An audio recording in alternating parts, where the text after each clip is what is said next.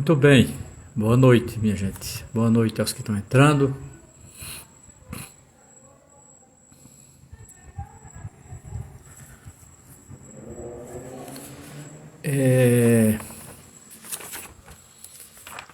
Muito bem, boa noite. Hoje eu queria fazer uma live para refletir sobre Glauber Rocha, né? E em particular opa, o áudio tá sem áudio, né, minha gente? Você não está escutando não? Sem áudio. Continua sem áudio.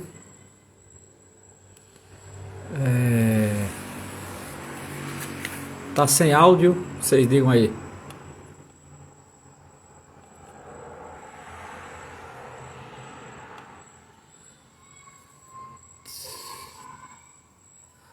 Tá sem áudio. Vocês estão escutando, pessoal? Porque alguém falou aqui que tá sem áudio. Tranquilo. Muito bem. Boa noite a todos e todas. Tranquilo. Veja, hoje a live nossa é sobre Glauber Rocha. É um cineasta que eu pessoalmente tenho imensa admiração. Eu acho o mais importante cineasta que esse país já teve. Acho um cineasta de uma qualidade, de uma genialidade sem precedentes na história do cinema brasileiro. Não só pelos prêmios que recebeu, o que é escrito sobre ele, o que foi escrito sobre ele, não é? Toda a obra dele, né? Porque a obra de Glauber Rocha tanto é uma obra literária. Glauber Rocha escreveu romance, escreveu crítica de cinema, romance. Glauber Rocha fez filmes em vários momentos da sua vida, né? Morreu com 43 anos, né? No iniciozinho dos anos 80. E uma pessoa que eu diria marcante na história do cinema brasileiro. Para mim, Glauber Rocha, sem dúvida nenhuma, é o maior cineasta brasileiro, mas é mais que isso, né? Veja, Glauber Rocha é mais que um cineasta. E isso é o que diferencia dele de toda a tradição cinematográfica brasileira. Glauber Rocha é mais que um cineasta. Ele foi um cineasta, ele foi um grande cineasta, ele foi o maior cineasta brasileiro. Mas ele foi mais que um cineasta. É isso que eu quero demonstrar aqui nessa live. Glauber Rocha foi um grande intérprete do Brasil. Glauber Rocha foi um pensador do Brasil. Eu coloco Glauber Rocha à altura de Sérgio Buarque de Holanda, Caio Prado Júnior. Eu coloco Glauber Rocha à altura de toda uma tradição que pensou o Brasil, né? Toda uma tradição que pensou o Brasil e que tem, de certa forma, tem pensado a realidade brasileira.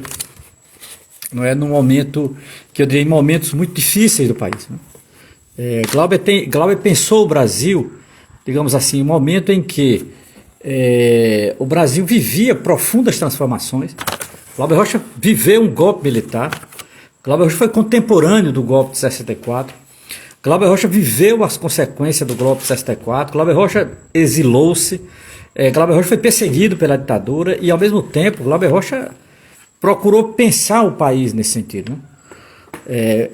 Procurou entender o Brasil profundamente, e isso eu acho fundamental. Ele, digamos assim, a ditadura não fez Glauber Rocha se aquietar, a ditadura não fez Glauber Rocha perder o sentido para a vida, a ditadura não fez Glauber Rocha perder o rumo da vida, de maneira nenhuma, muito pelo contrário, né? A ditadura fez Glauber Rocha usar o cinema para entender profundamente o Brasil. Isso, para mim, já deixa Glauber Rocha numa altura sem precedentes, né? Assim, a ditadura, os momentos mais difíceis do Brasil, fez Glauber Rocha pensar mais profundamente o Brasil. Isso eu acho absolutamente fundamental. Isso eu diria que é algo que não é comum, né? Não só no cinema brasileiro, não é comum na chamada intelectualidade brasileira. Então, nesse sentido, Glauber foi, não é, absolutamente fundamental. Veja, Glauber Rocha não começa em 64. Na verdade, ele começa a filmar oficialmente em 1959, quando ele faz um curta-metragem ainda em Salvador, chamado O Pátio, né, juntamente com Luiz Carlos Maciel, que trabalha como ator. Eu acho fundamental, não é? E de certa forma, aquele grupo de Salvador. Salvador, naquele momento, ali nos anos 50, em termos de cinema, era uma cidade muito importante. Eu até diria que Salvador era uma cidade estratégica nos anos 50 para o cinema. Por quê? Porque tinha um crítico de cinema que trabalhava no jornal à tarde, que era um crítico muito importante, era um cara muito informado, muito atualizado, era uma figura cosmopolita, chamado Walter da Silveira, doutor Walter da Silveira. Era uma figura que fazia crítica de jornal, escrevia, dava curso, era um homem vocacionado para o cinema, para a crítica do cinema, era um homem que mexia muito com o cinema, que tinha uma visão muito ampla de cinema, principalmente o cinema europeu. Ele conhecia muito o cinema europeu, conhecia muito o cinema dos Estados Unidos e conhecia o cinema brasileiro até aquele momento, que era os anos 50. Então o Dr. Walter da Silveira formou uma geração inteira, passou por ele, fez curso com ele, e ele não era propriamente um acadêmico, não eram cursos de universidade. O que o Walter Silveira fazia, na verdade, era uma experiência com o cinema, estudar cinema, pensar cinema. Era o que hoje a gente chamaria de uma espécie de filosofia do cinema, né? E Glauber frequentou a casa do Dr. Walter Silveira, escreveu no jornal que ele escrevia, escreveu na coluna dele, conversou com ele. Glauber sai de Salvador para o Rio de Janeiro já com uma bagagem literária e uma bagagem de crítica cinematográfica, né? Então ele já tinha feito um filme que era o Pátio, e ali por volta de 61, 62, Glauber vai entrar num projeto que é o seu primeiro longa-metragem, que é um projeto muito importante, é chamado Barra Vento. Barra Vento é um filme que vai se passar nos arredores de Salvador, numa comunidade de pescadores, e eu diria que Barra Vento é o primeiro sinal em Glauber Rocha de cinema novo. Veja, o cinema novo já existia formalmente com Nelson Pereira dos Santos. Glauber Rocha, ele tem um livro chamado Revisão do Cinema Brasileiro, não é? Onde são os artigos de Glauber sobre o cinema brasileiro, chamado Revisão do Cinema Brasileiro. Não sei se todos conhecem. Essa obra de Glauber Rocha foi reeditada pela Martins Fontes, pela Cosac Naif. Essa editora não existe mais, é uma pena. Mas essa editora, ela reeditou os principais escritos de Glauber Rocha sobre cinema, né? Esse aqui é um dos livros mais importantes dele, chamado Revisão do Cinema Brasileiro. Nesse livro, Glauber Rocha vai demarcar a diferença do cinema tradicional brasileiro, do cinema comercial brasileiro, para o cinema novo. E a demarcação será exatamente Nelson Pereira dos Santos, quando Nelson Pereira, ali ainda na metade dos anos 50, faz um filme chamado Rio 40 Graus. Para Glauber Rocha, com Rio 40 Graus, no Rio de Janeiro, e na Paraíba, um jornalista e cineasta chamado Linduarte Noronha, que vai para o sertão da Paraíba, né, na Serra de Santa Luzia, atrás de um quilombo, né, o quilombo de Aruanda. Lá ele faz Aruanda. Então, para Glauber Rocha, Aruanda e Deus, Diabo na Terra e Rio 40 Graus faz nascer o cinema novo. Então, o cinema novo, para Glauber, nasce entre o cinema de ficção de Nelson Pereira e o cinema documental de seu Linduarte Noronha, que é um paraibano que eu tive a honra de entrevistá-lo e conhecê-lo quando eu morei na Paraíba. Seu Linduarte produziu esse filme, que eu recomendo, viu? Todo mundo que está aqui, vejam esse filme. Ele tem no YouTube, chama-se Aruanda, Linduarte Noronha. É um filme etnográfico feito todo num quilombo, na Serra de Santa Luzia, no sertão da Paraíba. Veja, era final dos anos 50 isso, meu gente. Final dos anos 50, uma coisa impressionante. Então, Glauber vê nesses dois filmes o nascimento de um cinema que não tem nome, por isso que ele deu um nome de novo, não é? E ele será um grande discípulo de Nelson Pereira dos Santos. Então, o cinema novo já tinha nascido rigorosamente, não é? Quando Glauber Rocha começa a fazer seu cinema, o cinema novo já estava andando, né? Já estava isso. Ora, essa característica do cinema novo, que eu acho muito importante, ela vai ter uma marca que é isso. Veja, o que é coincidência entre o cinema de Nelson Pereira, o primeiro filme dele, Rio 40 Graus, e o cinema de seu Linduarte Noronha lá na Paraíba, nem se conheciam lá na Paraíba, mas da Aruanda. Primeiro, os personagens, são todos personagens pobres e negros. Já começa aí. Você pode dizer, mas Homero, o negro não aparecia no cinema? Não. O negro ou era coadjuvante ou era pintado o rosto, não é? Mas o negro não tinha protagonismo no cinema brasileiro. Até os anos 50, até o cinema novo, até o cinema de Nelson Pereira, o negro não tinha protagonismo no cinema brasileiro. Não é? Você vai ver em Caiçara, um ou outro filme ali do final dos anos 40, a figura do pardo tal aparecendo. Agora, o protagonismo, entenda, aquela pessoa que está à frente, aquela figura central, ela não tinha protagonismo no cinema brasileiro. O negro não tinha protagonismo no cinema brasileiro. Então o cinema novo deu esse protagonismo. Mas não só o negro, a figura do pobre, a figura do povo, a figura do de baixo, a figura da classe trabalhadora. Veja, isso não tinha no cinema brasileiro. O cinema brasileiro procurava, minha gente, muito imitar os Estados Unidos. Se ainda hoje fazemos isso, imagine nos anos 40 e 50, né? Então, assim, era um cinema que procurava imitar muito os Estados Unidos. Eu acho que nisso Glauber Rocha e Nelson Pereira têm muita razão. O cinema brasileiro era muito colonizado. O cinema brasileiro era muito colonizado. Não é? Veja, colonização é uma mentalidade, colonização é uma política. Não é? Colonização não é uma brincadeira. Então, assim, que você é e não é colonizado, não. Colonização é um projeto marcadamente imperialista, né? E que os Estados Unidos, eles sempre tiveram esse projeto colonial, né? Com relação à América Latina, com relação à África, com relação ao resto do mundo, né? Com relação à Europa, por exemplo. Mas é bom que fique evidente aqui, né? O cinema novo representa uma tentativa de cortar com isso. O cinema novo é profundamente crítico do projeto colonial. Então, nesse primeiro momento, o cinema novo, Glauber Rocha escreve nesse livro maravilhoso, que eu recomendo a todos e todas que estão aqui, chama-se Revisão Crítica do Cinema Brasileiro. O nome do livro é Revisão Crítica do Cinema Brasileiro, Glauber Rocha, editora Kozak e Naif. Ora, nesse livro, Glauber vai demarcar o cinema antes do cinema novo, depois do cinema novo, o que for o cinema novo. Eu acho isso importante. Esse livro é de 65. Glauber já tinha uma noção do que era o cinema novo, né? Ele já tinha feito 3 filmes. E eu diria que ter feito Pátio deu a Glauber um domínio de câmera, ter feito Barra Vento já na linha do cinema novo, ali nos arredores de Salvador, deu a ele não só um domínio de câmera, mas uma capacidade extraordinária de dirigir atores. Dizem, quem conheceu pessoalmente Glauber Rocha, que foi um dos maiores diretores de atores e atrizes que o cinema já teve. Glauber Rocha era um carrasco na direção de atores e atrizes, isso é um fato, né? Isso está na biografia dele. Ora, quando Glauber chega em 64, né, veja bem, além de ter feito 2 bons filmes, O Pátio, principalmente Barra Vento, que é um filme maravilhoso, eu adoro Barra Vento, primeiro longa-metragem dele, e ele já nasce grande. O cara tinha 19 anos quando fez Pátio, 19, 20 anos.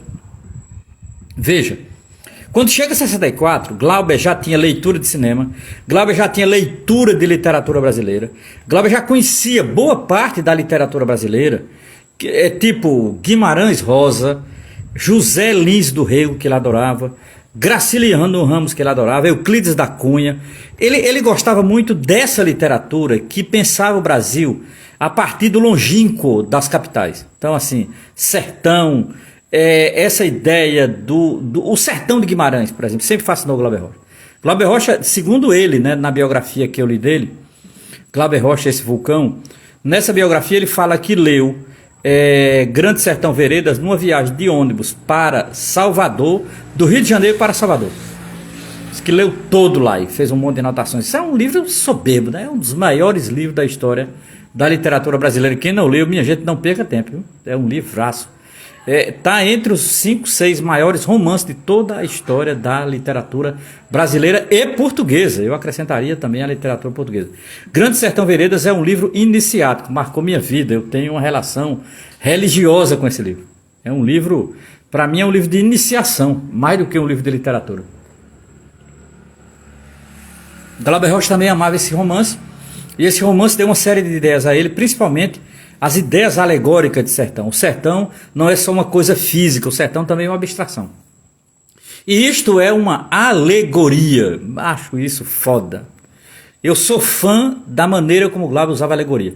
Então veja bem, ali quando ele chega em 64, Glauber já tinha essa formação literária, já tinha uma formação no vocabulário cinematográfico, já tinha 2 filmes na bagagem, 1 longa-metragem, não é? E já tinha todo um conhecimento do país a partir da literatura, a partir do rádio, a partir do jornal. O Glauber foi jornalista e tal. Ora, nesse sentido, o Glauber que chega com 23 para 24 anos, em 1964, Rapaz, é por aí, Douglas, eu concordo plenamente. O nosso Dom Quixote, Grande Sertão, pode ser, concordo. Eu não tenho essa relação com o Dom Quixote. Eu gosto de Dom Quixote, gosto muito do romance de Cervantes, mas assim, Grande Sertão para mim é uma relação empática, é uma relação visceral e é uma relação iniciática, no sentido. Mas eu concordo contigo, eu acho uma boa comparação, Douglas. Então veja, quando o Glauber chega em 64, em 64, com quase 24 anos, ele chega já com uma formação. Ele já sabe o que quer. Isso é foda. Cara, o cara com 24 anos já sabe o que quer. Isso é muito raro, né? Sabe o que quer em termos de cinema. Se você não souber a idade de Glauber Rocha quando fez Deus, Diabo da Terra do Sol, você não imagina que ele tem a idade que tem, né? Então assim, eu diria que Glauber Rocha, ele chega ali por volta de 64, já uma pessoa, eu diria, preparada politicamente e preparada cinematograficamente. Não é isso, não é qualquer coisa. Agora, eu diria que Glauber Rocha viveu um período que ajudou muito na formação dele. Isso eu diria que ajuda também. Eu acho que não dá para dispensar o contexto que um ser humano vive, né? Como diz o filósofo Ortega Gasset, eu sou eu e minha circunstância, né?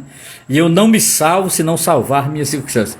Isso é uma frase de Ortega Gasset, de um filósofo espanhol que eu gosto muito, num livro chamado Meditações do Quixote. Eu recomendo também. Livro lindo, lindo. Um livro dos anos 30, Meditações do Quixote, de Ortega y Gasset. Espanhol, pensador espanhol de primeira linha. E Ortega Gasset diz uma frase que eu concordo plenamente com ele, está nesse livro, Meditação do Quixote. Eu sou eu e minhas circunstâncias. Eu não me salvo se não salvar minhas circunstâncias. Eu diria que isso diz muito de Glauber Rocha. Glauber Rocha, ele foi um homem que viveu profundamente as suas circunstâncias. Quais eram as suas circunstâncias? Minha gente, pensemos aqui um pouco o Brasil entre 59 e 64. É um período riquíssimo, um período de efervescência, um período culturalmente extraordinário. Pensemos comigo essa cultura entre 58, 59 e 64, que é o período que Glauber Rocha está no Rio de Janeiro, né? Pensemos um pouco essa cultura que vai marcar os anos 60.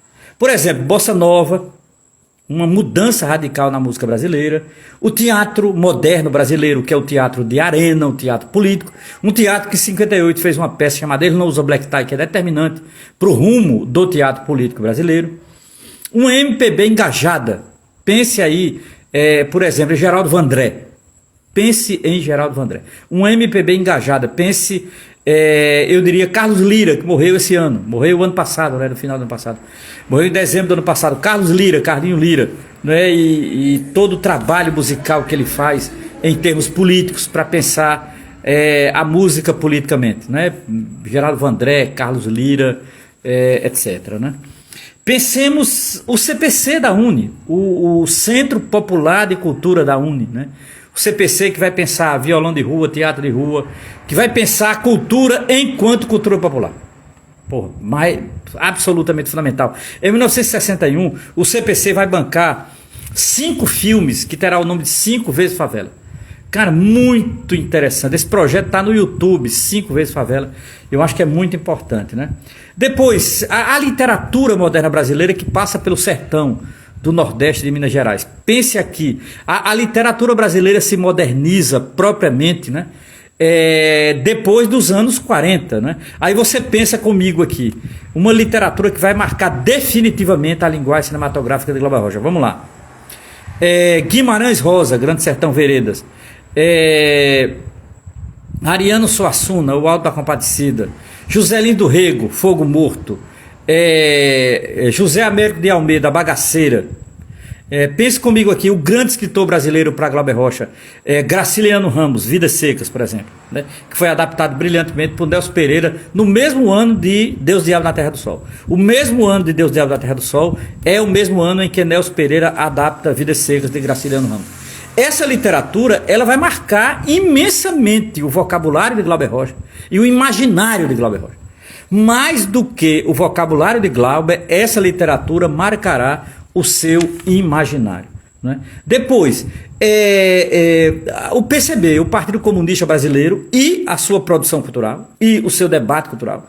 O PCB, ali no final dos anos 50, entra de cheio no debate cultural. né? É uma deliberação partidária. Inclusive, não sei se todos aqui sabem, que Nelson Pereira dos Santos era da direção do PCB. Que Leon Risma era filiado ao PCB, né? Que, por exemplo, você tem quase toda a geração do cinema novo tinha ligação com o PCB. O PCB, nos anos 50 e dos anos 60, teve um impacto muito grande nos intelectuais e nos produtores de cultura do Brasil. Em termos culturais, foram os melhores anos do PCB. Não é? Há um ensaio de Celso Frederico, recomendo, viu? Há um ensaio de Celso Frederico no livro intitulado História do Marxismo no Brasil. O título do artigo de Celso Frederico é a cultura, a produção cultural dos comunistas. Muito bom esse artigo a produção cultural dos comunistas de Celso Frederico. Muito interessante, né? A política cultural dos comunistas, sendo mais preciso, a política cultural dos comunistas, Celso Frederico, no livro História do Marxismo no Brasil.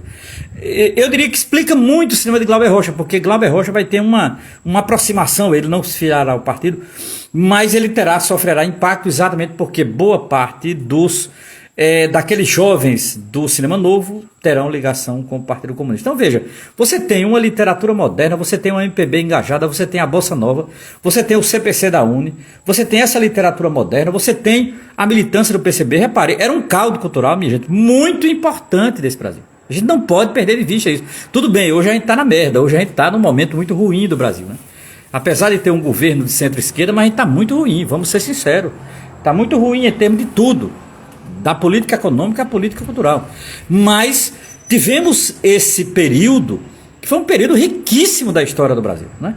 Eu estou datando aqui entre 1955 e 1964, 10 anos de uma efervescência política muito importante na literatura, no teatro, na música, de um modo geral, e no cinema. Né? O cinema novo nasce aí na segunda metade dos anos 50 com Nelson Pereira e vai ter seu ponto mais alto exatamente com esse baiano maravilhoso chamado Glauber Rocha. Então eu diria que eu estou contextualizando aqui, antes de chegar em Deus, Diabo na Terra do Sol, num caldo cultural esquerdizante que vai ser fundamental para Deus, Diabo na Terra do Sol. Então veja, falar de teatro de arena ou de bossa nova, falar de literatura moderna a partir do sertão nordestino ou mineiro, falar da política cultural dos comunistas, falar do debate sobre pobreza e miséria, falar da América Latina, para a Glauber era fundamental, naquele momento a América Latina está sendo pautado, falar do governo João Goulart, não podemos esquecer o governo João Goulart, não é? Então veja, o governo João Goulart, esse debate cultural sobre a América Latina, o debate sobre guerrilha, as lutas populares, ligas camponesas nas ruas, o movimento operário, então assim, havia um contexto que era fundamental para Glauber Rocha. Aquele jovem de 24 anos, ele será profundamente impactado com esse contexto, meu irmão. Então você não entende um filme de Glauber Rocha nos anos 60 se você não entende o contexto que legou o caldo cultural que pegou o Glauber Rocha. Então, nesse sentido, o cinema de Glauber Rocha ele é muito filho desse caldo cultural, né? E eu diria que é um caldo cultural que vai, de certa forma, abrir um debate riquíssimo, né, para discutir a questão da figura do pobre, das camadas populares, do trabalhador, do negro, pensar luta de classe e luta ideológica. Eu tenho que falar isso aqui, né? Cara, era naquele momento, era exatamente pensar luta de classe e luta cultural articuladamente. Isso é absolutamente fundamental. Boa noite, Tânia. Seja bem-vinda. Pensar a arte articulada com a política visceral. Pensar a arte a partir da luta de classe.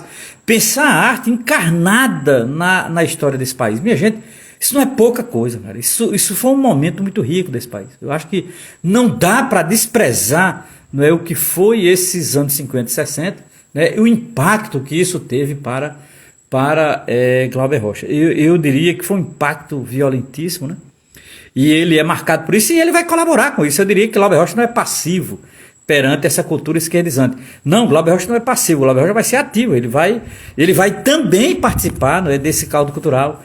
Eu diria que ele também vai de certa forma, articular a luta ideológica com a luta de classe, não é? E pensar o seu cinema, eu diria desde Barravento, que pensar o cinema é pensar o cinema brasileiro. E pensar o cinema brasileiro é pensar a articulação entre luta de classe e luta ideológica. Eu acho fundamental. Não entendo o Glauber Rocha sem passar por isso. Consequentemente, veja, Glauber era um nordestino, né? E ele tinha essa carga nordestina desde Vitória da Conquista. Como todos devem saber aqui, ele nasceu em Vitória da Conquista. Então, e isso não é pouco, porque eu diria que o cinema de Glauber Rocha dos anos 60 até o início dos anos 70, ele vai ter essa, digamos assim, essa herança cultural, né, que é Vitória da Conquista, que é o cangaceiro, o beato e a religiosidade popular. Isso vai ser uma marca, eu diria que ninguém no cinema brasileiro pensou tanto essas coisas, fez filme tão genial com essa temática como o grande Glauber Rocha, né? Só que veja, a chave de Glauber Rocha para pensar religiosidade popular, para pensar cultura popular, para pensar beato, para pensar cangaceiro, para pensar o sertanejo, é uma chave que eu diria que eu vou usar uma palavra, me permita, uma palavra pesada, mas é o jeito. Era uma chave revolucionária. O Glauber Rocha, nos anos 60, foi um cineasta revolucionário. Eu tenho que dizer isso aqui, porque talvez a maioria não tenha a menor ideia do que seja a revolução, nem eu sei mais. Talvez ninguém saiba mais o que diabo é revolução. Mas saiba, Glauber Rocha, a chave de Glauber Rocha foi uma chave revolucionária dos anos 60. Né? Aí você diz, pô, Romero, que diabo é revolução? Se a gente não sabe hoje, como é que vamos saber nos anos 60? É que eu diria que nos anos 60 não é que era mais fácil, é que tinha horizonte, né? Olha, não existe, minha gente, nenhuma perspectiva revolucionária sem horizonte. Sem horizonte não há nenhuma possibilidade de perspectiva revolucionária. Ancorado no presente, dominado pelo presente, massacrado pelo presente, com, digamos assim, a possibilidade de transcender essa bola de ferro que nos faz no presente, não tem revolução. Você não tem como sonhar, você não tem como... Veja, Glauber Rocha, ele vai escrever um manifesto chamado A Estética do Sonho. Não sei se vocês sabem disso. Não sei se todos aqui sabem disso. Glauber Rocha escreverá 2 manifestos maravilhosos. Um chamado Estética da Fome, o outro chamado Estética do Sonho. Não é? São manifestos que indicam qual era o horizonte de Glauber Rocha. Então veja, Glauber Rocha, quando ele olhava para a religiosidade popular, quando ele olhava para o beato, quando ele olhava para a Igreja Católica, quando ele olhava, ele vinha muito a carga que ele tinha de Vitória da Conquista. Glauber Rocha era um filho de Vitória da Conquista. Seria dizer, Glauber Rocha era um baiano, né? Glauber Rocha tinha esse horizonte e tal. Então assim, e obviamente Glauber Rocha tinha um horizonte histórico. Sem horizonte histórico não há perspectiva revolucionária nenhuma. Glauber Rocha fez um cinema revolucionário, doem quem doer, mas eu acho que é fundamental, não é sem... não há dúvida. Não há dúvida. É preciso ser revolucionário na arte. Mesmo que a esquerda não seja, mas é necessário que seja. Não é possível isso. Né?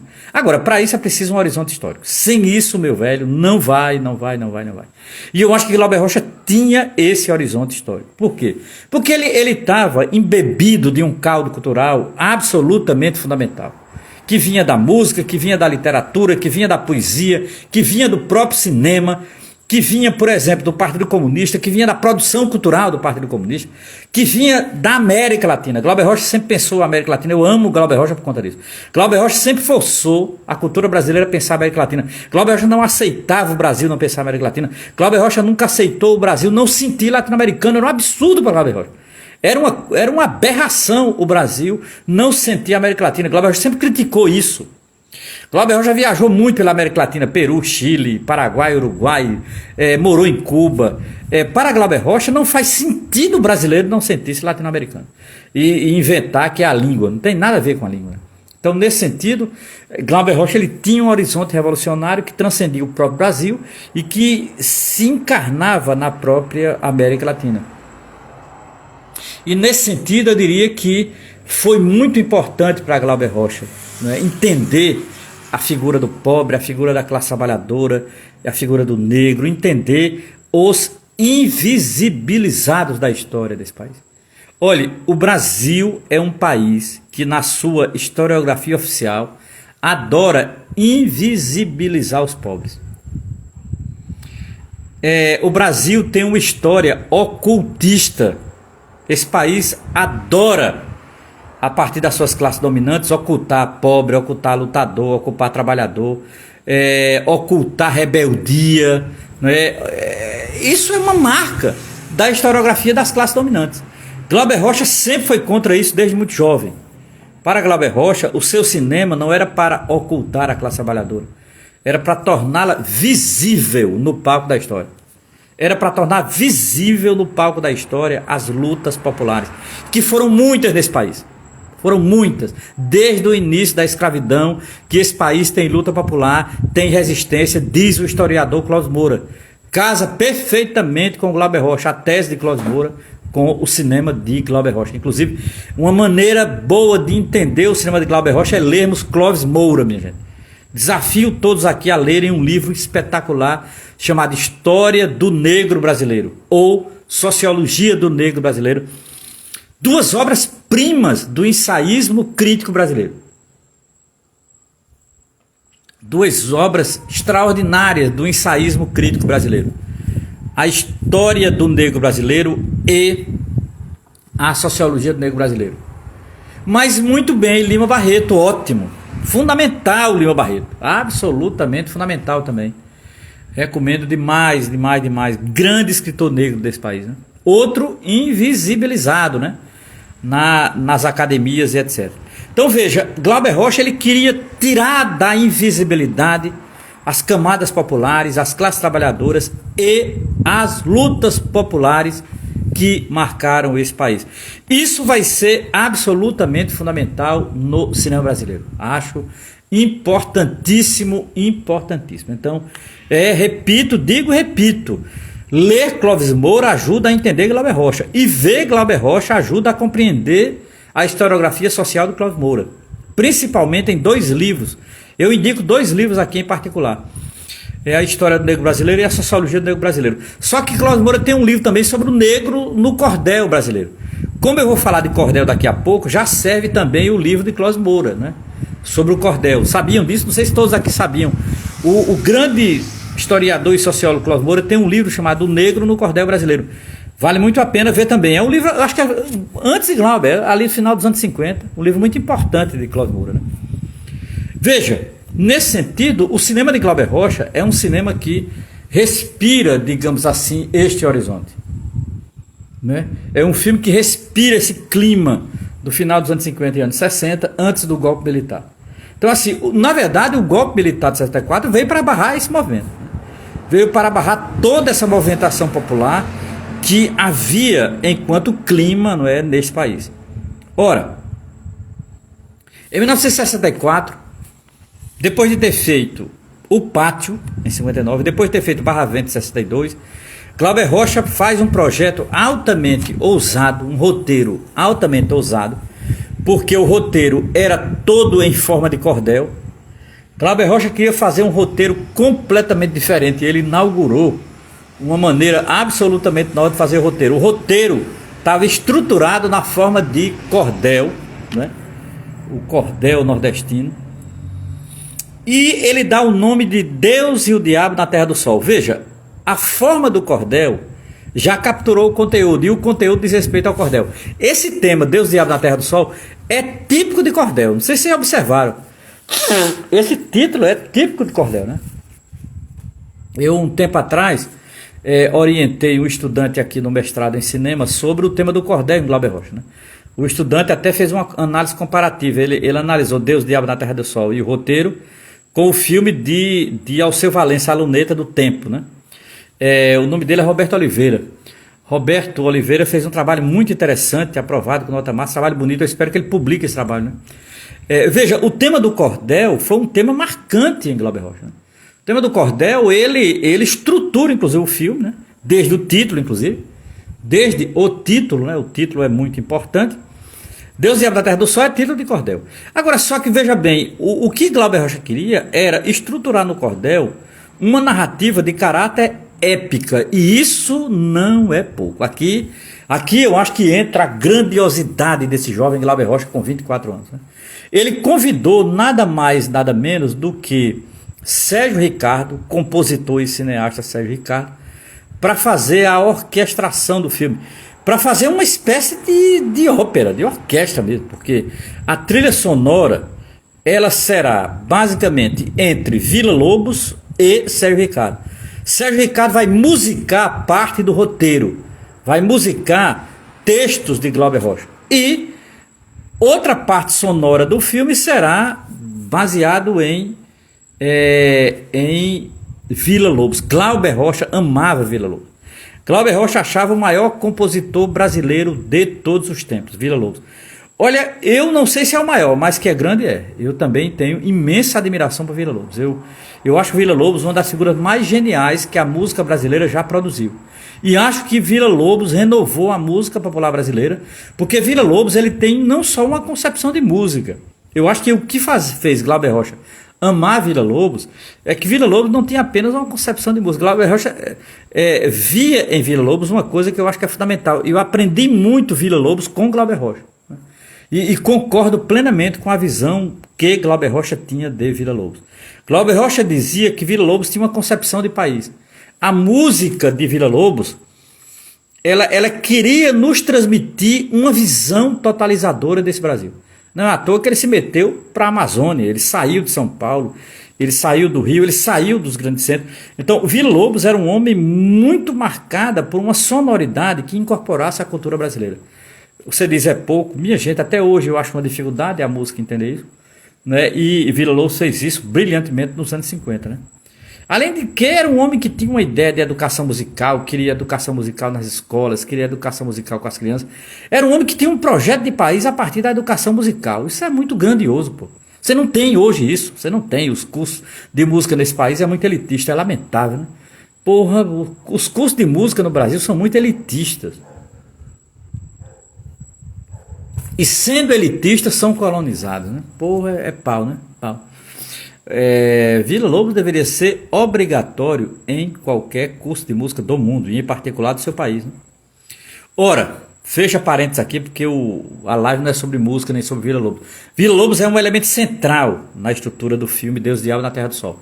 Mas o cordel e a letra do cordel que Sérgio Ricardo musicou também é fundamental. Então você tem uma articulação extraordinária já, né, na trilha sonora para dar exatamente o que Glauber Rocha quer. Ele quer dar uma dimensão épica ao filme, grandiosa no sentido de Homero, né, no sentido grandioso. Então é a história de um sertanejo que cumpre uma tarefa, né? Porra, vamos lá. É a história de um sertanejo e sua esposa, o sertanejo Manuel, que por uma situação de profunda injustiça e de perseguição, ele num confronto com o latifundiário, ele mata o latifundiário. Significa dizer, nos primeiros 20 minutos, os primeiros 20 minutos do filme, né, você já tem uma ação deliberadamente revolucionária de um personagem. Vocês lembram de algum filme que tenha isso? Algum filme brasileiro antes de Glauber Rocha que tenha isso, minha gente? Alguém lembra aqui um filme brasileiro que tenha esse potencial revolucionário antes de Glauber Rocha? Tirando Nelson Pereira, que eu acho que tem. Tirando Nelson Pereira, né? Veja, o filme nos seus primeiros 20 minutos. O filme nos seus primeiros 20 minutos. Já começa com o camponês e a sua companheira vivendo uma situação de tormento, de opressão, em que ele é oprimido por um latifundiário. E ele reage ao latifundiário. E ele mata o latifundiário. Ele mata o latifundiário. Cara, isso nos primeiros 20 minutos do filme. Eu desconheço na história do cinema brasileiro, antes de 1964, antes de Deus, Diabo na Terra do Sol, uma cena tão extraordinária como essa. Obviamente que a cena não é uma cena realista, como o cinema hollywoodiano, que você vê a faca entrando, sangue, não sei o quê. Glauber Rocha não faz cinema realista no sentido hollywoodiano, tá certo, minha gente? Glauber Rocha não assume esse naturalismo. O cinema de Glauber Rocha é um cinema alegórico, é um cinema abstrato, é um cinema que trabalha com personagens que representam outras coisas. Então, ele não necessariamente está preocupado com uma narrativa linear do modelo hollywoodiano. Então, já saibam disso de cara, porque Glauber não procura esse projeto. E eu acho que é isso que faz, inclusive, o seu cinema ser novo. Ora, logo no começo de Deus e o Diabo, Glauber Rocha já coloca essa cena. E essa cena faz com que o personagem, Manuel, ele ganhe uma dimensão épica. Porque ele sai dali, depois ele vai encontrar um beato, e ele vai mergulhar de cabeça com a mulher na religiosidade popular. Ele vai seguir um beato, que tem todos os traços de Antônio Conselheiro, até porque ele recita a ideia de que o sertão vai virar mar. Isso é repetido no cordel de Glauber, isso é repetido pela boca do personagem beato, o sertão vai virar mar. Essa frase, como todos aqui devem saber, é uma frase que está nas prédicas do grande Antônio Conselheiro. Antônio Conselheiro é citado no filme através do cordel. Significa dizer, Antônio Conselheiro é uma referência. Se Antônio Conselheiro é uma referência, significa dizer, Glauber sabe escolher a religiosidade popular. Não é toda religiosidade popular que interessa a Glauber Rocha, mas uma religiosidade popular que está ancorada em Antônio Conselheiro. Logo, uma religiosidade popular em luta. Uma religiosidade popular agônica, no sentido grego, tá certo? De agonia, luta. Uma religiosidade popular agônica. E isso não será pouco, muito pelo contrário, será grandioso em Glauber Rocha, porque Glauber Rocha dará dimensão épica à religiosidade popular. E um período importante vai ser o período de formação de Manuel e sua esposa junto ao beato, junto àquela beataria, né? As orações, a cultura, as pequenas igrejas. Aquele momento ali é um outro momento da vida de Manuel, um outro estágio da consciência de Manuel, o sertanejo Manuel, que matou o latifundiário, que foge para não ser preso, como a maioria dos trabalhadores, e consequentemente ele encontra abrigo na religiosidade popular, que ele vai ficar um tempo. Só que a religiosidade popular, ela é insatisfatória. Por quê? Porque ele tem pela frente também a possibilidade do cangaço e do cangaceiro. Ora, o cangaceiro é uma espécie de braço armado, né, dessa experiência da cultura popular nordestina. Então você veja, você tem primeiro o sertanejo, trabalhador, o vaqueiro, que mata o latifundiário. Depois você tem o beato, o religioso, e depois você vai ter o cangaceiro, né? A relação dele com o cangaço. Repare que há uma diferenciação. Primeiro, são 3 espaços cênicos diferentes, são 3 espaços ideológicos diferentes, e, acima de tudo, é uma grande posição política que eu acho fundamental, né? É uma grande posição política, eu acho isso absolutamente fundamental, não é? Glauber mergulha em Canudos e Conselheiro, Glauber mergulha no Padre Cícero e na sua beataria, Glauber mergulha no messianismo do século XIX, minha gente. Não dá para... Você não entende o Nordeste brasileiro sem entender o messianismo do século XIX. Eu já disse isso, inclusive num curso que eu dei para o pessoal do MST. Não é? Para entender a questão da terra no Brasil, passa por entender o messianismo do século XIX. Fundamental entender o messianismo no século XIX desse país. E eu lembro que eu dei um curso para o MST sobre essa relação entre messianismo e lutas populares. Fundamental entender essa história do país. Se a gente não aprende isso na universidade, paciência, né? Se a universidade está noutra, paciência. Agora, a história não vai mudar porque a universidade não estuda a história, né? Paciência. Agora, essa relação entre messianismo e organização popular, essa relação entre messianismo e luta popular, essa relação entre messianismo e identidade popular nordestina, isso foi captada brilhantemente por esse Glauber Rocha. Isso é admirável no cinema de Glauber Rocha. Admirável. Lamento quem não entende isso, quem acha que Glauber Rocha está superado, que não sei o quê. Esse papo furado, francamente, viu? Papo furado de esteticismo cinematográfico tolo. Eu estou fora disso. Esse academicismo para entender o cinema, esse esteticismo para entender o cinema, eu estou fora. Eu não vejo isso. Acho que o esteticismo é uma barca furada para entender o cinema. Cinema não é só estética. Cinema é também conhecimento. Cinema é também conteúdo. Cinema é forma e conteúdo. Conteúdo e forma dialeticamente. E Glauber Rocha entendeu isso de maneira singular na história do cinema brasileiro. Ora, recuperar essa tradição popular do cinema é fundamental. E Glauber Rocha fez e fez brilhantemente. Ora, Deus e o Diabo, ele representa esse processo de formação da consciência do personagem. Não dá para não entender assim, né? Ah, Romero, você está usando Lukács, tal. Estou sim, qual o problema de usar Lukács? Né? Glauber trabalha com essa noção implícita de formação de consciência do personagem. Não há dúvida. Pode ver que é uma mudança no personagem até pegar em arma, né? Então isso é fundamental, né? É um personagem que reage, é um personagem agônico. O personagem Manuel de Glauber Rocha é um personagem que age, é um personagem agônico, absolutamente agônico. Acho que é fundamental isso, né? Sim, tem uma linguagem do western, é verdade, tem. Glauber Rocha utiliza, mas na verdade ele na verdade desnaturaliza o western. Ele não faz o western como John Ford, por exemplo, não faz. Glauber Rocha, ele usa elementos do western, mas ele não faz o western como os Estados Unidos. Por quê? Porque o tiro não é real, como acontece no cinema americano, né? Então, Glauber Rocha, ele na verdade desnaturaliza, né, o western norte-americano. Agora, é fundamental, o personagem Antônio das Mortes tem sim inspiração no western, né? Agora, é um western ambientado num palco sertanejo, né? Aí muda tudo. O palco muda tudo. O palco da história glauberiana é um palco sertanejo, que acaba sendo uma alegoria de todo o Brasil, né? E isso é absolutamente fundamental. Então, Glauber, eu diria que é um cineasta, naquele momento em que ele percebe a força desses personagens, né, esse personagem beato, esse personagem da religiosidade popular, esse personagem messiânico, esse personagem pobre, esses personagens que vivem agonicamente um mundo cruel. Veja, eu vou repetir. Esses personagens que vivem agonicamente esse mundo cruel, né? Eu diria que a classe trabalhadora vive agonicamente esse capitalismo maldito. Eu não tenho a menor dúvida mais, né? Glauber Rocha percebeu isso de uma maneira, eu diria, ele foi na nervura do real, né? O cinema de Glauber Rocha vai na nervura do real. E consequentemente, Glauber Rocha ele nos coloca perante uma situação muito importante para entender esse país.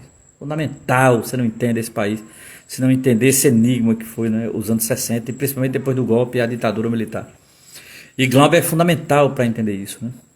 Ora, Glauber, esse jovem Glauber Rocha, ele também é um jovem muito informado intelectualmente. Glauber Rocha já conhecia Brecht. Pode ver que há elementos brechtianos no filme Deus, o Diabo na Terra do Sol. Aquele palco final, aquele é muito brechtiano. Que palco, aquele lajeiro em que o filme está se encerrando. Pô, que cena absurda aquilo, né? Glauber Rocha conhecia Brecht. Glauber Rocha leu Sartre, que ele admirava muito, né? Principalmente esse Sartre marxista. Glauber conhecia Frantz Fanon. Glauber leu Fanon ali por volta de 63 para 64, fazia 2 anos que o Fanon tinha morrido. Ele leu Os Condenados da Terra, e esse livro vai estar presente nos filmes de Glauber Rocha até os anos 70. Os Condenados da Terra, Le Damnés de la Terre, de Frantz Fanon, né? Glauber, ele estava muito informado sobre o Nordeste brasileiro. Glauber trabalhou com cordel, e o cordel é uma maneira de entender essa coisa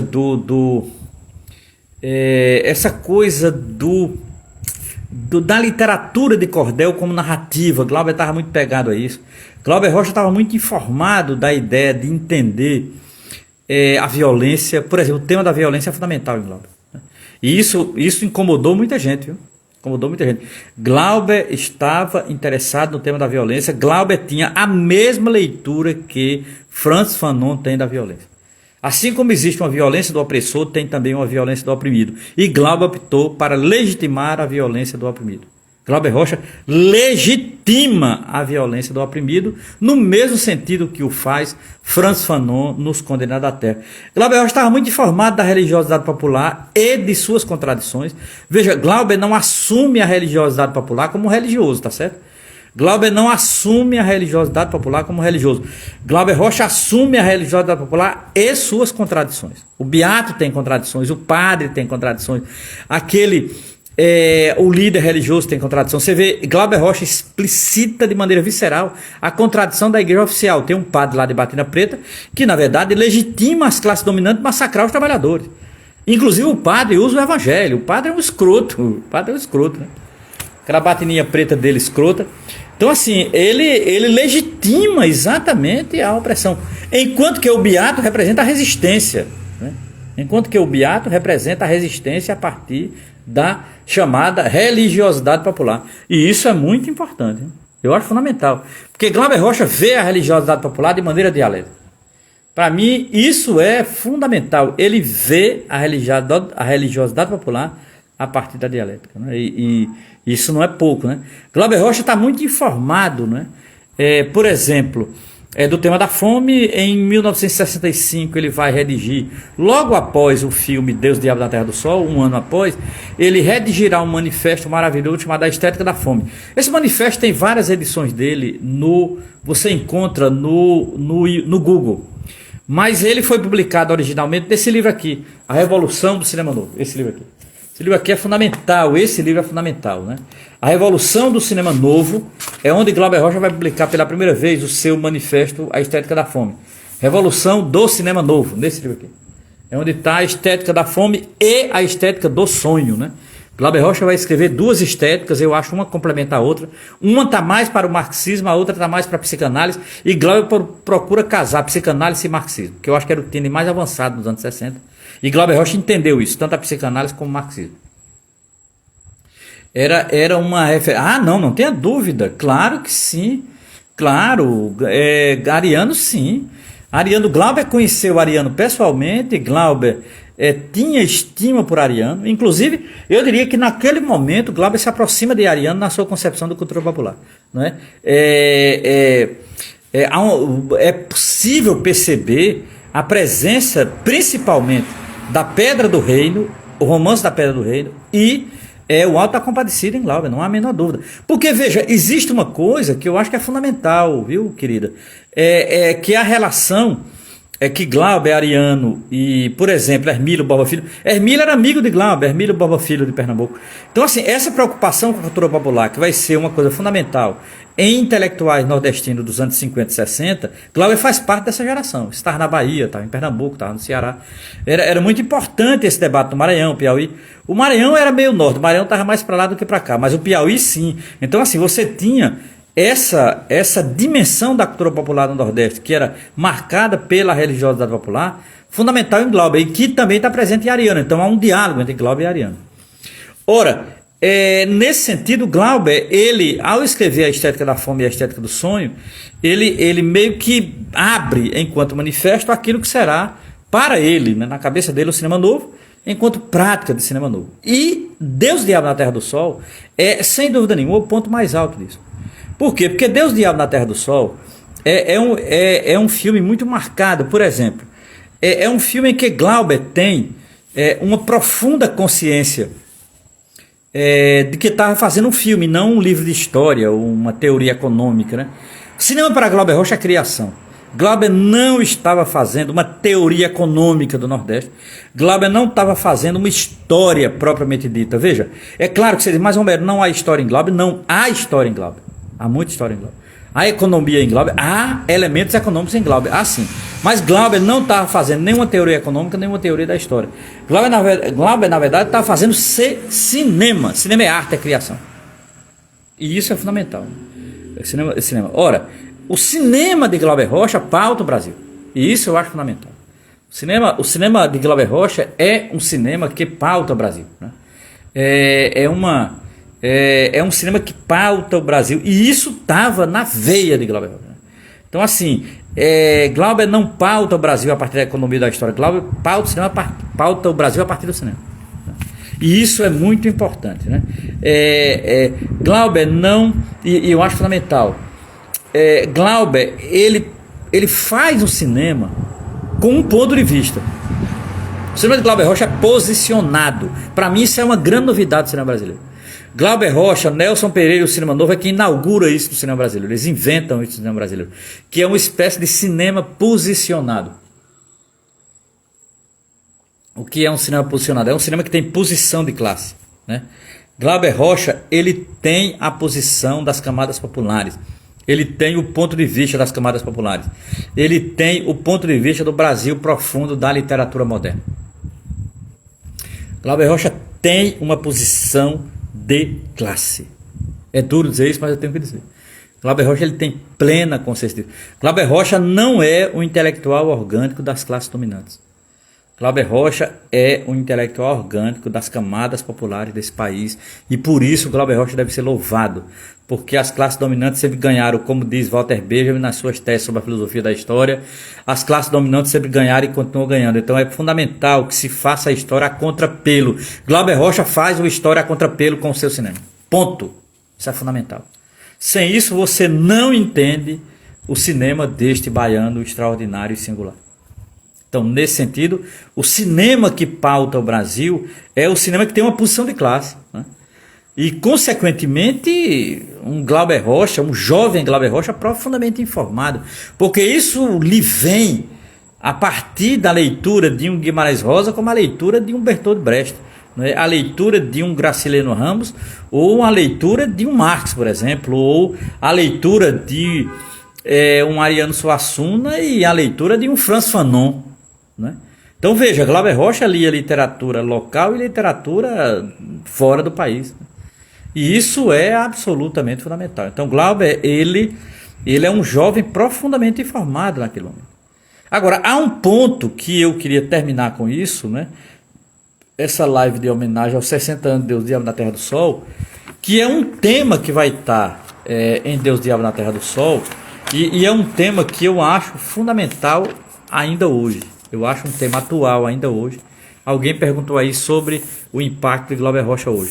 Eu vou falar um pouco disso, porque eu acho que há um tema no Deus, Diabo na Terra do Sol, há um tema importante em Deus, Diabo na Terra do Sol, que eu quero terminar a live com esse tema, porque eu acho um dos temas mais importantes, e é um tema que vai ser muito importante para um crítico, um dos maiores estudiosos de Glauber Rocha, se não o maior. O maior estudioso de Glauber Rocha é um professor da Universidade de São Paulo chamado Ismael Xavier, que tem um livro que eu acho definitivo. Um livro que eu diria mudou minha vida, assim, em termos de compreender o cinema brasileiro. Eu recomendo a todos que têm interesse. Esse homem tem um livro, que é a tese de doutorado dele, intitulado Sertão Mar, Glauber Rocha e a Estética da Fome. Esse livro. Sertão Mar, Glauber Rocha e a Estética da Fome. Eu acho esse livro maravilhoso. Glauber Rocha e a Estética da Fome, Ismael Xavier. Essa edição que eu tenho, ela foi publicada pela editora Kozak Naif. Eu acho o melhor livro sobre Glauber Rocha que eu já li na minha vida. Me marca profundamente. Depois ele escreveu alguns pequenos ensaios nesse livro titulado Cinema Moderno Brasileiro, né, que eu acho importante também. Tem um ensaio sobre Glauber. Mas eu diria que o que Ismael escreveu sobre Glauber Rocha é fundamental, porque Ismael foi o primeiro a chamar a atenção para esse horizonte revolucionário em Glauber Rocha. Porque ninguém queria discutir isso, né? Era discutir a forma, era discutir o cinema, era discutir como o Glauber era genial, era discutir a linguagem tensa, o movimento de câmera e tal. Era o tempo inteiro puxando o Glauber para o esteticismo. O que é que faz Ismael? Traz Glauber Rocha para o palco da história. Glauber Rocha é um cineasta que tem uma concepção de história, minha gente. Glauber Rocha faz pelo seu cinema, através do seu cinema, uma história a contrapelo. Uma história a partir dos de baixo, uma história a partir dos miseráveis, uma história a partir da classe trabalhadora. Pode olhar, tá lá, só um cego não vê, né? Não vê um negócio desse. Tá lá desde Barra Vento. Barra Vento é um filme que se passa numa comunidade periférica, numa comunidade marítima, onde só tem pescadores, todos negros, né? E que lutam lá para não perder a sua produção. Então é um filme extraordinário. O personagem que vem de fora, que é negro, que é Tony Pitanga, tenta conscientizar a partir de ideias leninistas e tal. Então assim, é um filme que trabalha tensões. Glauber Rocha era um homem que entendia o cinema como tensões. Não dá para entender o país sem tensões. Ora, o que é tensão? Como traduzir a noção de tensão no cinema de Glauber Rocha? É luta de classe. Veja, Glauber articula dialeticamente luta de classe e luta ideológica. O cinema de Glauber Rocha inaugura esse debate absolutamente fundamental entre luta de classe e luta ideológica. E eu queria terminar a live exatamente trazendo esse debate. Pois é, Pedro Felipe, cara, Kleber Mendonça, eu concordo plenamente. Eu ia falar dele. Eu diria que Kleber Mendonça, em outra chave, Pedro, em outra chave. Claro, Kleber Mendonça está, século XXI, jovem, tem outra perspectiva. Eu não vou dizer que Kleber Mendonça é um continuador do cinema novo, não é justo. Agora, Kleber Mendonça, ele traz o debate glauberiano para o cinema dele, enquanto chave na luta de classe. Por exemplo, O Som ao Redor. Eu acho O Som ao Redor um filme muito glauberiano, mesmo que ele não diga, nem sei se ele diz isso, mas eu vejo no Som ao Redor um filme muito glauberiano. Ele recupera esse debate da escravidão, por exemplo, essa tensão de classe, Porra, Kleber Mendonça, eu concordo. Eu vejo em Kleber uma perspectiva de trabalhar isso. Concordo, viu, Pedro? É isso. Então já está respondida a tua questão. Mas eu vou retomar aqui alguns temas que vai acabar em Kleber, porque eu queria terminar exatamente citando o Kleber Mendonça. Não é tanto o Som ao Redor, como Aquário, como Bacurau, são três, para mim é uma trilogia, inclusive. São três grandes filmes que traz o cinema para o palco da história. O que eu admiro em Kleber Mendonça é ele trazer um cinema enquanto tensão para o palco da história. E aí eu acho absolutamente fundamental isso. Obviamente que Kleber está num momento histórico, Glauber está em outro completamente diferente. Outro, né? Há uma diferença, a gente tem que fazer as devidas proporções históricas. Mas sem dúvida nenhuma, eu não tenho dúvida, Glauber, ele tem uma influência muito grande em vários momentos do cinema brasileiro, né? Cada um aproveita como pode, porque, veja bem, não dá para repetir Glauber Rocha. Kleber não repete Glauber Rocha. Eu acho que arte não é para repetir, né? Se Kleber Mendonça inventasse de repetir Glauber, matava seu cinema. A arte não é para repetir. Agora, eu diria que a arte é para inspirar. A arte é para inspirar e transpirar, não é para imitar. A arte é para inspirar e transpirar. Então, assim, eu diria que Glauber, ele é um homem muito do seu tempo nos anos 60, muito da sua época. É um homem que as informações literárias que ele tem é da sua época, as informações intelectuais que ele tem é da sua época, e ele é um homem posicionado na sua época, né? E posicionado a partir de uma questão de classe. Eu não vou jamais retirar o debate de classe em Glauber Rocha. Quem quiser tirar, que tire. Quem quiser estetizar Glauber Rocha, faça. Quem quiser tornar Glauber apenas um esteticista, tal, que era um homem muito preocupado com a forma, com o cinema, com a câmera, com o olhar, tudo. O esteticismo está em Glauber Rocha. Então, quem quiser, faça. Agora, eu acho que isso não resume Glauber Rocha. A estetização do cinema de Glauber Rocha não resume Glauber Rocha, porque Glauber Rocha faz cinema a partir da estética e a partir do conteúdo. Glauber Rocha não separa forma e conteúdo. Glauber Rocha tem uma posição política radical do cinema brasileiro. Significa dizer, Glauber Rocha tem um horizonte revolucionário, ponto. Kleber não tem, porque não pode ter. Agora, Glauber Rocha tem. Glauber Rocha tem um horizonte revolucionário. Não tenham a menor dúvida, tá certo? E eu quero terminar com isso. Veja, o que é que define, porque o título da live era a Deus, Diabo na Terra do Sol e a Revolução Brasileira, não é? O filme é de 1964. Eu meio que expliquei aqui o filme, eu meio que informei a estrutura aqui do filme, eu defini os personagens, estruturei os personagens, um pouco a informação musical, o cordel, o roteiro e tal. Eu meio que trabalhei formalmente o filme. Agora eu quero entrar num conteúdo do filme. Eu quero chegar exatamente no conteúdo do filme, que é um conteúdo fundamental. Veja, e eu quero terminar com isso. É o que eu chamo de recapitulação das revoltas camponesas, né? A recapitulação, não é capitulação, é recapitulação, recuperar, recapitular, trazer de volta, né, as revoltas camponesas, né? E eu acho que é fundamental para conectar com o presente. Glauber Rocha tem um palco histórico fundamental. Glauber Rocha tem um palco histórico fundamental, que é onde acontece essas revoltas camponesas. O Deus, Diabo na Terra do Sol é um filme alegórico que nos remete a estas revoltas camponesas. Ora, para quê? Para conectar-se com o presente. O que era que estava acontecendo naquele presente? Uma coisa chamada as ligas camponesas. Eu diria que Glauber Rocha, de certa forma, ele traz para o palco de maneira alegórica o projeto das ligas camponesas. Glauber Rocha tinha muita admiração por Francisco Julião, e eu também tenho. Eu acho o Francisco Julião dos anos 60 um dos maiores intelectuais orgânicos desse país. Eu diria que nos anos 60, Francisco Julião tem que ser estudado, porque Francisco Julião é um exemplo praxeológico do que é um intelectual orgânico, em sentido gramsciano. Voltemos os nossos olhares para Francisco Julião. A maneira como ele encontrou as ligas, articulou as ligas, trabalhou com as ligas, escreveu sobre elas e a parte delas. Figura extraordinária. Ali nos anos 60, o que aconteceu depois eu não posso me responsabilizar, né? E depois do golpe tudo mudou. Depois da ditadura, eu estou falando antes da ditadura, né? Uma desgraça. A ditadura foi uma das piores coisas que podia acontecer nesse país. E estamos há 60 anos dessa maldição, né? Ora, recapitular, trazer para o palco da história as revoltas camponesas foi absolutamente fundamental em Glauber Rocha. Glauber Rocha, ele traz, e eu acho isso não é pouco, ele nos coloca conectados com o presente a partir dessa disputa no palco da história, né? É a política radical do terceiro mundo.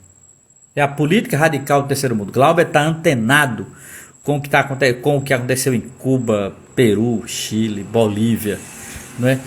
Há uma política radical em curso. E, consequentemente, era o momento de se pautar a Revolução Brasileira. Para mim, o momento de pautar a Revolução Brasileira se deu ali entre 1955 e 1964. Nesses 10 anos aconteceram as possibilidades de pautar a Revolução Brasileira. O teatro pensou assim, a música pensou assim, o cinema pensou assim. Um grupo de intelectuais de classe média radicalizado pensou assim. Lembremos que esse é o período de uma figura-chave enquanto intelectual chamado Rui Mauro Marini, né? E a grande teoria da dependência marxista, né? Estava presente ali, colado próximo a Glauber Rocha, não esqueçamos disso. Ajuda, além de Clóvis Moura, que eu acho que é fundamental para entender Glauber Rocha, ajuda também Rui Mauro Marini para entender Glauber Rocha. Glauber Rocha tem um debate com a teoria da dependência que está no filme Deus e o Diabo e que vai até o final dos anos 60, né? Então, nesse sentido, a concepção de história de Glauber Rocha, a partir de uma história a contrapelo, a maneira como Glauber Rocha entende a história, mediado pelo cinema. Glauber Rocha não faz uma teoria da história, uma teoria econômica, mas ele faz história mediado pelo cinema. O cinema é a grande forma criativa de Glauber Rocha. A maneira com que ele pensa a história mediado pelo cinema é sempre a partir de baixo. É sempre a partir da classe trabalhadora, é sempre a partir da figura do pobre, é sempre pensando, ele quer informar a gente o seguinte, e aí eu quero terminar com isso. O que Glauber quer com isso? Né? Porque todos aqui podiam perguntar isso, né? O que diabo Glauber quer com isso? Se a sua concepção de história é no sentido benjaminiano de uma história a contrapelo, veja, eu não estou dizendo que Glauber leu Benjamin, Glauber não leu Walter Benjamin, Glauber, o máximo que ele leu foi Brecht, né? Agora, não tinha quase nada de Benjamin no Brasil naquela época, né? Agora, Glauber Rocha, o que ele queria com isso? História a contrapelo, história a partir de baixo, a questão do pobre, do negro, a questão das lutas populares, das rebeliões camponesas na história. O que era que Glauber Rocha queria com isso? Glauber Rocha queria, colegas, nos informar no presente que esse é o nosso horizonte. Glauber Rocha queria nos informar no presente que, ao falar de conselheiro, ao falar de Lampião, ao falar do cangaço, ao falar das revoltas populares, ao falar da fome, ao falar do camponês em luta que mata o latifundiário, o que era que ele queria? Ele queria dizer que esse é o caminho da revolução, entenda? Este é o caminho da Revolução Brasileira, meus caros, entenda isso. Não há outro caminho. A Revolução Brasileira não é uma revolução de cima, não é uma revolução parlamentar, não é uma revolução eleitoral, não é uma revolução de conchavos e conciliações. A revolução é a partir das lutas dos de baixo. Isso chama-se Revolução Brasileira. Para Glauber Rocha, para aquela geração dele, para aquele contexto dele, para aquele caldo cultural dele consequente. O teatro estava avançando para isso. A música engajada estava avançando para isso. A literatura estava avançando para isso. A poesia estava avançando para isso. E o cinema não ficava indiferente. O cinema não ficou indiferente, muito pelo contrário. O cinema se tornou novo por isso. Então, nesse sentido, Deus, o Diabo na Terra do Sol é o último grande filme revolucionário brasileiro, porque o que vem depois de Deus, o Diabo na Terra do Sol é um golpe militar que isolou e massacrou toda a esquerda, um golpe militar que foi seguido por uma ditadura que prendeu, perseguiu, torturou, matou, exilou e desenvolveu uma política econômica com o nome de Milagre Brasileiro que empobreceu ainda mais a classe trabalhadora, que enriqueceu ainda mais os ricos. A grande jogada da ditadura militar foi ser uma ditadura do capital, como bem disse o sociólogo Ottaviani em 1981, no livro A Ditadura do Capital. Ele explica o golpe de 64, ele explica a ditadura que se seguiu e toda a política da ditadura para consolidar uma espécie de ditadura do capital. E sem dúvida nenhuma conseguiram. E essa foi a derrota do cinema novo, essa foi a derrota da música engajada, essa foi a derrota do teatro engajado, porque ninguém se sustenta diante de uma ditadura do capital. E aí eu acho que o Ottaviani está coberto de razão, né? Mas é bom deixar claro, até 64 essa esquerda respirou, esse projeto de revolução brasileira existiu, Glauber Rocha alegorizou ele no seu cinema e a gente pode provar. E eu acho isso absolutamente fundamental. Fundamental, e por isso que eu digo, quem não viu ainda, por favor, veja Deus, Diabo na Terra do Sol, que é um filme soberbo, genialmente, independente do seu conteúdo, é um filme que ficará para sempre, porque é um marco do cinema brasileiro. E eu digo mais, aí é a leitura minha mesmo, pessoal. É o maior filme da história do cinema brasileiro. É o maior filme que eu já vi na história do cinema brasileiro. Até hoje, ninguém conseguiu superar na qualidade estética e no conteúdo político o filme Deus, Diabo da Terra do Sol. Claro que Kleber Mendonça faz grandes filmes, Cláudio Assis, Sérgio Bianchi, tem uma galera, Adelina Pontual, Lúcia Murat, tem uma geração de homens e mulheres muito bons do cinema brasileiro. Agora, eu não vejo quem superou Glauber Rocha ainda, porque para mim, Glauber Rocha ainda continua sendo o maior cineasta brasileiro, o maior inspirador do cinema brasileiro, e Deus, Diabo na Terra do Sol é o maior filme da história desse país. E faz 60 anos, novinho em folha esse ano. Foi lançado em fevereiro de 1964. Grande filme, mudou o cinema brasileiro e merece ser louvado, merece ser lembrado. Agora, é um filme que pautou, além de uma estética nova, pautou também a possibilidade de uma revolução brasileira. Do rio ao mar, do sertão ao mar, o sertão vai virar mar. Se entrega Corisco, eu não me entrego não. Se entrega Corisco, eu não me entrego não. Só me entrego na morte com o parabelo na mão. Grande frase, né? Tá lá no cordel do Glauber Rocha. Grande abraço, minha gente. Boa semana para todo mundo. E sigamos. Valeu demais. Vejamos Glauber Rocha. Louvemos Glauber Rocha, um grande brasileiro, um grande nordestino. Grande abraço.